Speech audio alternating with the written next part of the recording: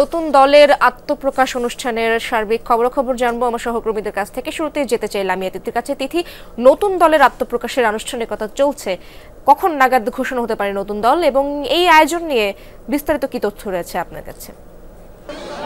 ইশরাত, যেমনটা জানেন যে আজকে কিন্তু বৈষম্য বিরোধী ছাত্র আন্দোলন এবং জাতীয় নাগরিক কমিটির যে যৌথ উদ্যোগে শিক্ষার্থীদের যে নতুন রাজনৈতিক দল রয়েছে জাতীয় নাগরিক পার্টি, তার আত্মপ্রকাশ ঘটবে বেলা 3টার দিকে। কিন্তু যদি এখন দেখায় যে স্টেজে কিন্তু অনেক যে প্রথম সারির সমন্বয়করা রয়েছেন তারা কিন্তু ইতিমধ্যে উপস্থিত হয়েছেন, যেমন আব্দুল কাদের মঞ্চে উপস্থিত হয়েছেন। একই সাথে কিন্তু সদস্য এবং আহতরা এবং আহতদের যদি একটু যিনি কিনা গণ অধিকার দেশ জুড়ে তোলপাড় ওয়ালটন ফ্রিজ কিনে আপনিও হয়ে যেতে পারেন মিলেনিয়ার। উপস্থিত হয়েছেন। ইতিমধ্যে আমরা জানতে পেরেছি যে জাতীয় নাগরিক পার্টির যেই প্রধান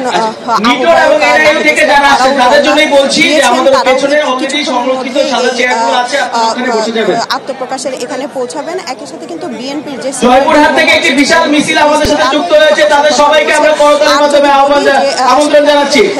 যে এই রাজনৈতিক দল এটি কিন্তু একই সাথে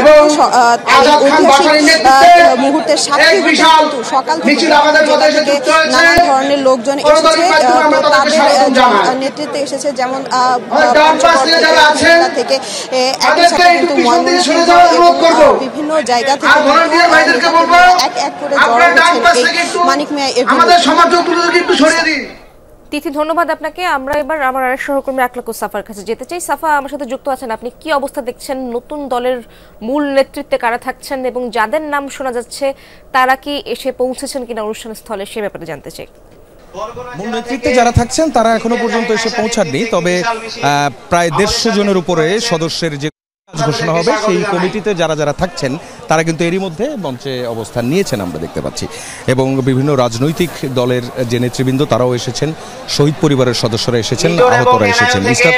সেই জুলাই আগস্টের যে আন্দোলন, সেই আন্দোলনে গণহত্যার পর একটি গণ অভ্যুত্থান, ছাত্র জনতার আন্দোলন, শহীদের রক্তের উপর দাঁড়িয়ে যে নতুন বাংলাদেশ, এই নতুন বাংলাদেশে একটি নতুন রাজনৈতিক দল এবং সেই তাদেরকে নিয়ে রাজনৈতিক দল যারা এই আন্দোলনে অংশগ্রহণ করেছিল। এবং এখানে যে রাজনৈতিক দলের সদস্যরা এসেছেন, নেতৃবৃন্দ এসেছেন, তারাও কিন্তু ফ্যাসিবাদ বিরোধী রাজনৈতিক দল যতগুলো আছে সেই সব দলের সদস্যরা তারা এখানে এসেছেন। এখানে এসে যেমন আমি সকাল থেকেই যাদের সঙ্গে কথা বলছিলাম সবার কাছেই জানতে চাচ্ছিলাম নতুন এই দলের কাছে প্রত্যাশা কি, এবং সবাই বলছেন যে প্রত্যাশার সবচেয়ে বড় যে জায়গাটি সেটি হচ্ছে জুলাই আগস্টের আন্দোলনের যে স্পিরিট, সেই স্পিরিটেই তাদেরকে থাকতে হবে এবং সেই স্পিরিটকে তাদেরকে ধারণ করতে হবে। আর রাজনৈতিক দল যারা গঠন করছেন তারা কিন্তু যেটি বলছেন সেটি হচ্ছে যে এই আন্দোলনের স্পিরিট তারা ধারণ করেই এই আজকের এই নতুন রাজনৈতিক দল, এবং এই নতুন রাজনৈতিক দল সেটিই হবে যেটি এর আগে বাংলাদেশের বিগত 53 বছরের যে রাজনৈতিক দলগুলো যেটি করতে পারেনি অথবা যে ঐক্যের জায়গাটা তৈরি করতে পারেনি, তারা তেমন একটি ঐক্যের জায়গা তৈরি করতে চান এবং নাগরিকের যে অধিকার, রাষ্ট্রের সঙ্গে নাগরিকের যে চুক্তি, তাদের যে অধিকারের চুক্তি, সেই অধিকার নাগরিক পাবে এবং তারা বলছেন যে তারা এটা নিশ্চিত করবেন। প্রশ্ন আসতেই পারে যে সেটি তারা কিভাবে নিশ্চিত করবেন।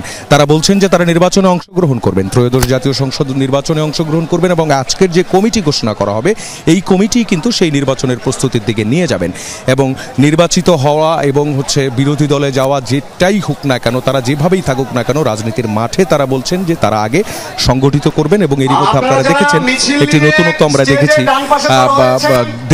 দেশের দুভাগে দুটি অংশে এই দলকে সংগঠিত করার যে পরিকল্পনা, এবং সেই দুই জায়গায় দুজনকে দায়িত্ব দেওয়া হয়েছে, সার্জিস আলম এবং হাসনাত।